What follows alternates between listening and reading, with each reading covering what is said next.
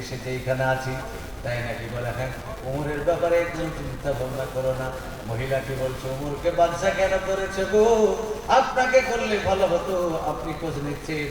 হযরত ওমর রাদিয়াল্লাহু তাআলা ওই রাত্রি বেলাতেই তিনি বাড়িতে চলে গেলেন, জবের ময়দান জাইতুনের তেল আর আপনার ছোট্ট ছাগলের বাচ্চা নিলেন। ফুড মিনিস্টার খাদ্য মন্ত্রী নিজে মাথায় মাল নিবেন, এমন কি কাজ, আল্লাহর কি কাজ, যেমনি মাথায় মাল নিয়েছেন তিনার সঙ্গে একজন সাথী, তিনি বলছেন হুজুর আপনি খাদ্য মন্ত্রী ফুড মিনিস্টার, আপনি কেন মাথায় মাল নেবেন, আমাকে দেন।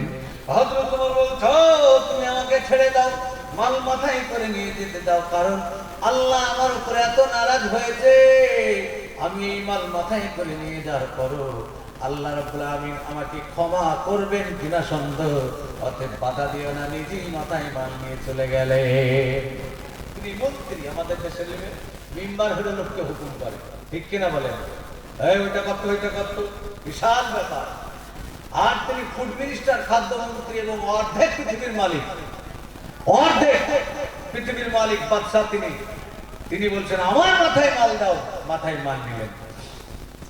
মাথায় যখন মাল নিলেন, নিয়ে নেওয়ার পরে বাড়িতে চলে গেলেন। ওই রাত্রি বেলাতেই খানা পাকে খাইয়ে দিলেন, বাচ্চাগুলো হাসতে লাগলো।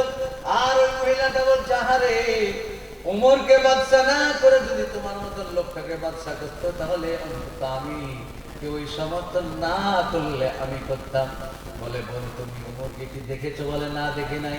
আগামীকালকে তুমি ওমরের দরবারে চলে যাবে, ওটা বলে ভাতার ব্যবস্থা করে দেবো। হযরত ওমর রাদিয়াল্লাহু তাআলা সিংহাসন হচ্ছে ছিঁড়া খাজুরের পাতার পাটি, খাজুরের পাতার পাটি, আর মানুষ বসে থাকে ধুলোর উপরে, বালির উপরে, এই হচ্ছে সিংহাসন।